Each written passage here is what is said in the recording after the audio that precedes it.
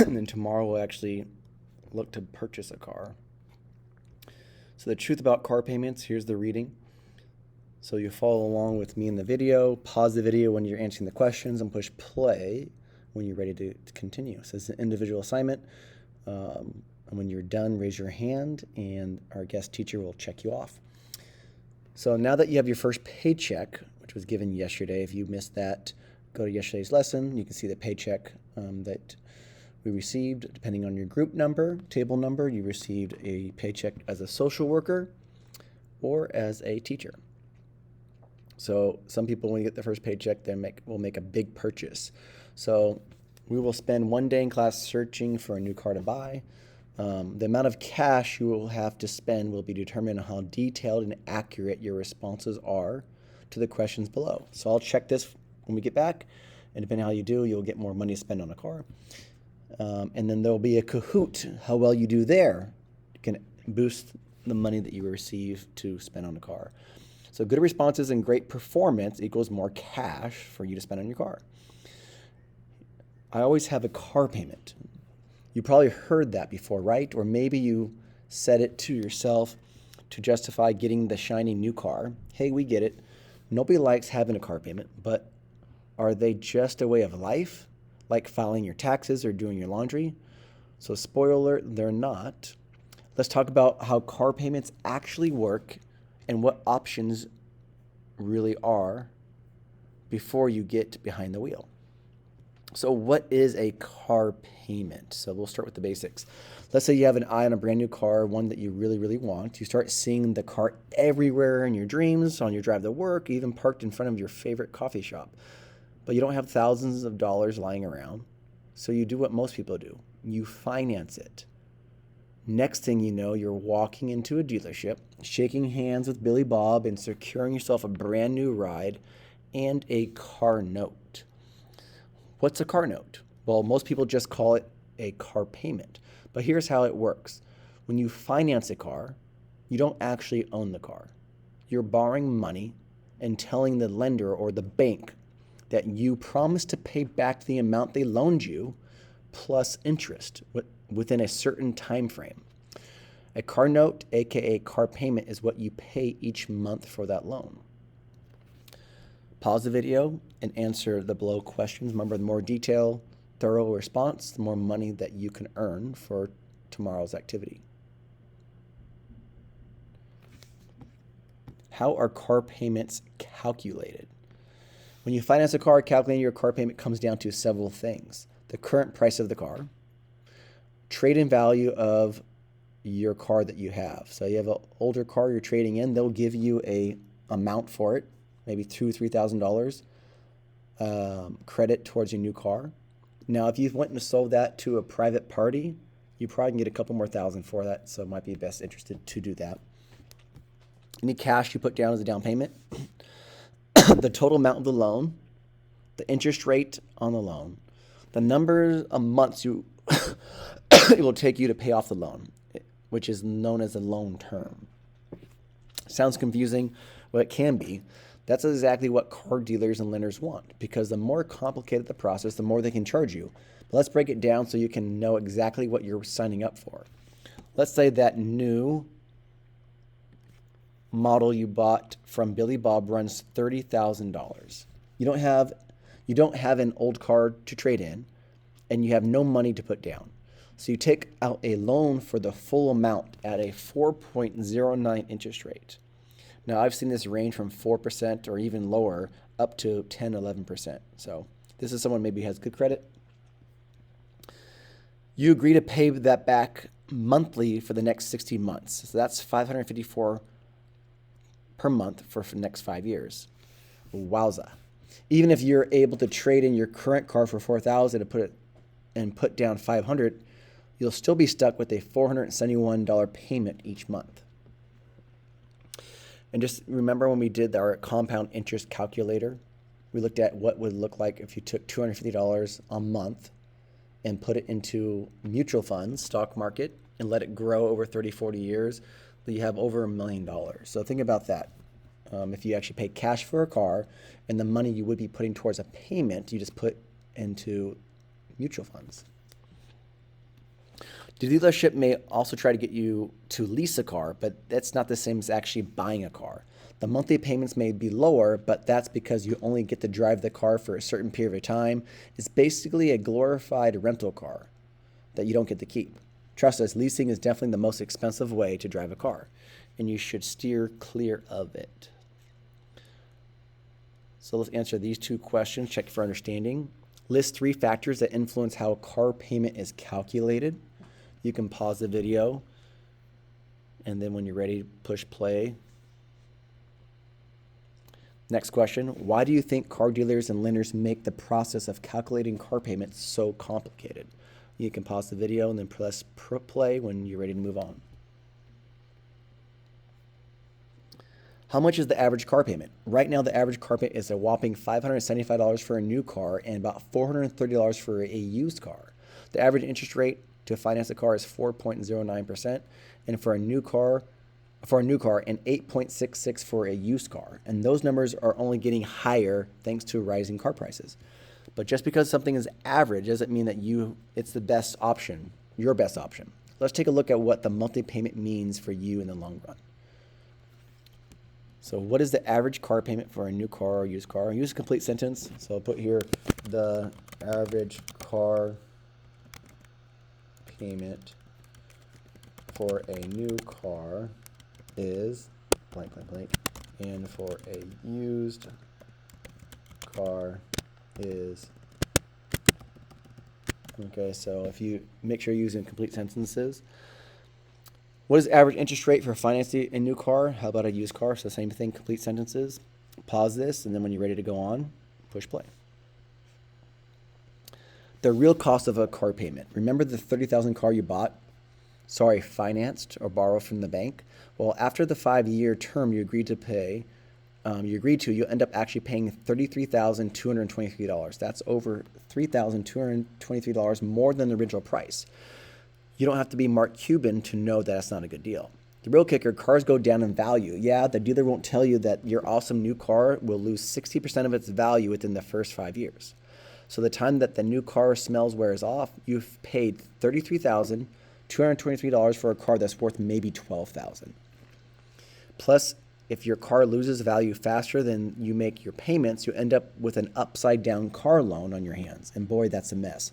So that's when you actually say the car is worth $12,000 if you sold it, but you owe $15,000 or $16,000, so you actually can't sell it for the amount that you owe on it. Even though the total loan debt is $1.44 trillion and auto loan interest rates continue to grow, people are still financing cars. Why? Because we've been conditioned to think taking on debt to get the coolest or the safest ride is normal, but the normal is broke. The good news is there is a better way to get a car. How much more than the original price will you end up paying for a $30,000 car that you finance for 5 years at 4.09 interest rate? And what happens to the value of the new car within the first 5 years? So answer this with complete sentences, pause the video, and then when you're ready to move on, push play. How do you get a car without a car payment? So now that you see what an unbelievably bad investment car payments actually are, let's introduce you to a better option, buying a car with cash. Sounds radical, doesn't it? You might think it can be done, that this kind of thing is only possible for people like Richie Rich, but you don't have to be a millionaire to pay cash for a car. Here are some of the ways to have a car without having a car payment. So let's check for understanding before we move on. What are some alternative ways to own a car without having a car payment? Now, we're going to move this. I'm going to move it now. It'll be updated on yours. Move it down here.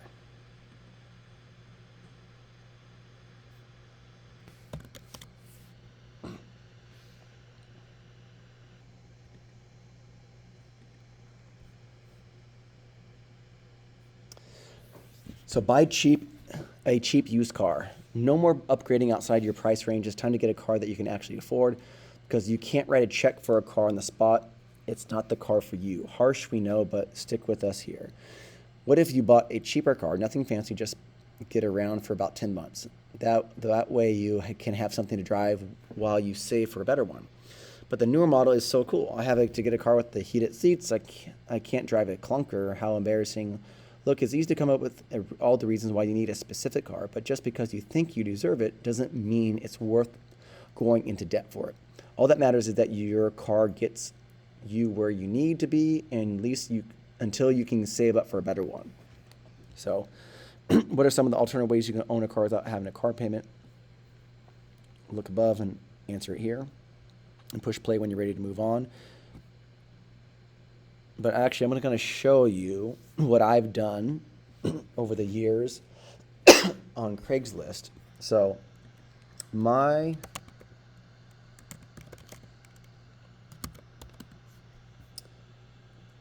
rules of thumb, I buy something that's typically 7 years or older for less than $10,000 that has less than maybe 60,000 miles is my rule of thumb. So if my computer will allow me,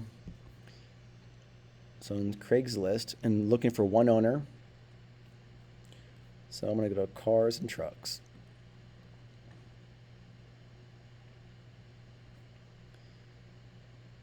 And then I'm going to, so max is going to be $10,000. And Hondas or Toyota. So Toyota found to be the most reliable. Model year, we're going to leave that blank, but I think nothing older than, so we're going to go 2004. Odometer, we're going to have, I'm going to put 1,000 miles here because some people put like 236 and it should be 236,000 miles. So I'll put 1,000 miles here. The max, I want nothing more than 65,000. So it's going to be like a pretty low mileage car. And then I'll do 200 miles from 9, 5, 6, 7, 8. And then I go down here. I only want owner and I want dealer. Dealers are more expensive. And then I'm going to go to the title status. I don't want anything salvaged. So I don't want, so title status, I want a clean title.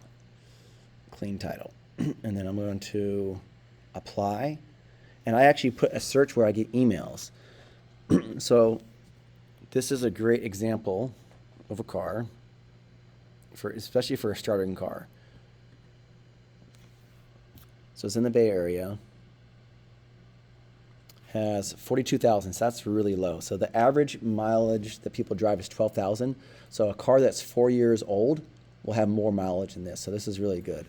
2004 LE V6 leather seats, low mileage with clean title, single owner. So that's a key, single owner, because there's scams out there that people will try to like change the mileage. Okay, runs and drives in excellent condition, no issue, small mechanical display and whatnot, has minor scratches. Okay, so let's take a look. So if it's a 40,000 mile car, it should look like it. So from the outside, it looks very clean. The engine looks clean. So there was a mileage. And so that looks like the leather seats in good condition. And so this car is going to be a reliable car, and for $6,700. So if we looked at a new Toyota with 42,000 miles and say it was a 2000, let's take a look at that and see what happens. So we're going to change this to 25,000 price, and then Toyota, and we're going to go all.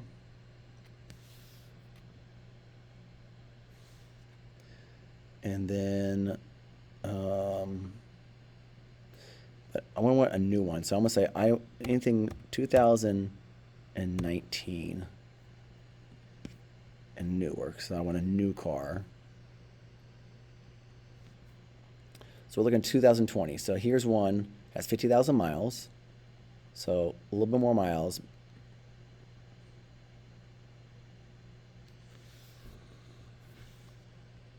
$23,000. Okay, it does look cooler. It's nice inside, but that's the cost right there. So you can get a car that's just as reliable, older, has leather seats, and you can pay cash for it, or you can pay a premium for a newer car. So this is kind of how what people who kind of looking at cars and like, what can you afford, in the difference. So it's a Toyota Camry. So that's a big chunk, especially if it's your first car.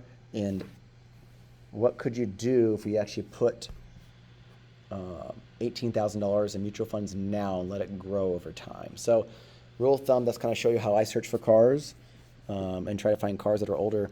I have a Toyota RAV4 that we got for 21,000 miles for $7,000. So that's kind of just the strategy. So when we look at cars tomorrow, we'll use CarMax, and we can use Craigslist to find cars. So let's go back to here. Speaking of saving, if you take $554 car payment you would have had and put it into our savings every month, after 10 months you'll have $5,540 saved.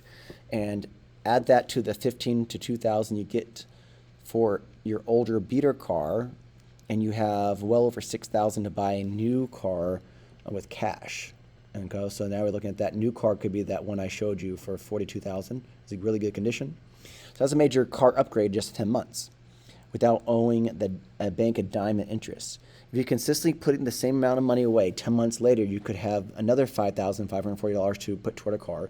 You could probably sell your current car for about $6,000, vehicle for about what the same price you paid for about 10 months ago. So if you're putting, like, especially older cars with low mileage, even you're putting miles on it,